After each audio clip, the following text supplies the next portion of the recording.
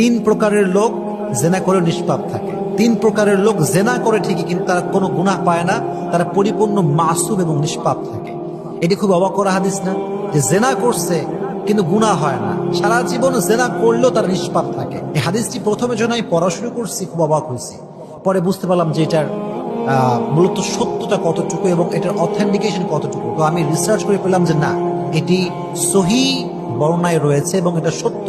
এখানে কোনো প্রকার লোক মুখে শোনা কোনো কথা এটা নয়। তিন প্রকারের লোক জেনা করেও নিষ্পাপ। ঘটনাটা আমি আগে বলি, সেটা হচ্ছে আলী রাদিয়াল্লাহু তাআলা আনহু রাস্তা দিয়ে হাঁটতেছেন, হঠাৎ করে দেখতে পেলেন যে একজন মহিলাকে কয়েকজন মিলে টেনে হিঁচে নিয়ে যাচ্ছে। উনি বললেন যে কি ব্যাপার, তোমরা ওনাকে কোথায় নিয়ে যাচ্ছ? তারা বলল, হে আলী, এই মহিলাটা জেনার মতো গুনাহ করেছে, তাই ওমরের আদেশ যে তাকে পাথর নিক্ষেপ করে, তখনকার মানে আমাদের কোরআনের যে বিধান, যে পাথর নিক্ষেপ করে হত্যা করে ফেলো যে জেনা করে, তো আমরা তাকে সেই জন্য নিয়ে যাচ্ছি। আলী বললেন যে না, একে ছেড়ে দাও, একে তোমরা হত্যা করো না, একে তোমরা এই শাস্তি দিও। তখন তারা ব্যাক করে অমরের কাছে গেল, যে লোকগুলো যাচ্ছিল আর কি। অমর বলল, কি ব্যাপার, তোমরা ফিরে আসলা কেন? তখন তারা বলল যে ইয়া আমিরুল মুমিনিন, আমরা যখন নিয়ে যাচ্ছিলাম তখন আলী বললেন যে না, একে এই শাস্তি দেওয়া যাবে না, তাই আমরা আবার ফিরে আসছি। তখন অমর রাদিয়াল্লাহু তাআলা আনহু ক্ষেপতে পারতেন বা রেগে যেতে পারতেন। উনি বললেন যে না, হতে পারে এমন কিছু যে আলী এমন কিছু জানে যেটা আমরা জানি না। তখন আলী রাদিয়াল্লাহু তাআলা আনহুকে ডাকা হলো। উনি যখন আসলেন, চেহারার ভিতরে একটা উজ্জ্বল হাসি নিয়ে আসলেন। অমর পুরো মজলিসকে বললেন যে হে আলী, আপনি কেন এই কাজটা করেছেন? যার উপরে হত্যা প্রয়োগ করা আমাদের দরকার ছিল, যাকে আমাদের শাস্তি হিসেবে পাথর নিক্ষেপ করার কথা, আপনি কেন তাকে ফিরাই নিয়ে আসছেন বা ফিরাই দিয়েছেন? তো আলী বললেন যে হে অমর, তুমি কি রাসূলের হাদিস শোনো নাই? হাদিসটা কি?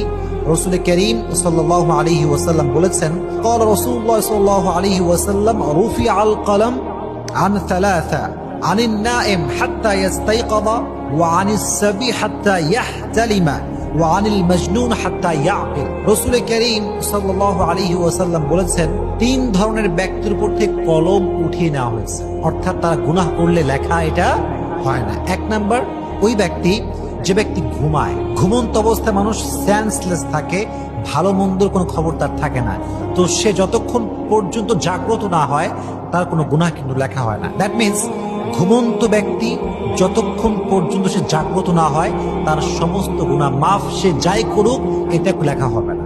এক নাম্বার। দুই নাম্বার, বাচ্চা, শিশু, যতক্ষণ পর্যন্ত সে পরিপূর্ণ বালেগ না হয় তার আমল নামায় কোনো কিছু লেখা হয় না। কথা বুঝতে পেরেছেন আপনারা? দুই নাম্বার। তিন নাম্বার হচ্ছে আনিল মাজনুন হাত্তা ইয়াকিল, একজন পাগল যতক্ষণ পর্যন্ত সে পাগল অবস্থা থেকে ফিরে না আসে, অর্থাৎ ভালো না হয়, ততক্ষণ পর্যন্ত তার কলম উঠায় নেওয়া হয়েছে, অর্থাৎ তার কোনো গুনাহ লেখা হবে না। এবার ওমর বলল, হ্যাঁ এই হাদিসটা আমি শুনেছি, তবে এই হাদিসের সঙ্গে তোমার লজিকটা কোথায়? আলী বললেন যে দেখো, যে মহিলাকে তোমরা এই শাস্তি দিয়েছো কিংবা তোমরা যাকে হত্যা করতে চেয়েছো পাথর নিক্ষেপ করে, এই মহিলাটা মূলত একটা পাগল মহিলা। কি মহিলা? পাগল মহিলা। এই মাঝে মাঝে পাগল থাকে।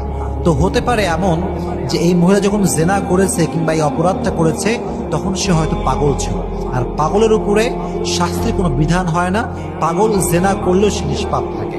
এটি হচ্ছে সেই হাদিস। বোঝা গেল তিন ধরনের ব্যক্তি যারা জেনা করে কিংবা অন্য কোনো গুনাহ করে তারা এগুলো করে নিষ্পাপ থাকে। এক নাম্বার হচ্ছে সে ব্যক্তি যে ঘুমায়, ঘুমন্ত অবস্থায় কোনো গুনাহ হয় না। দুই নাম্বার, সেই বাচ্চা যতক্ষণ পর্যন্ত সে বালেগ না হয় তার কোনো গুনাহ হয় না। তিন নাম্বার, সেই ব্যক্তি যে ব্যক্তি পাগল থাকে, যতক্ষণ পর্যন্ত সে ঠিক অবস্থায় ফিরে না আসে ততক্ষণ পর্যন্ত তার কোনো গুনাহ লেখা হতে পারে না।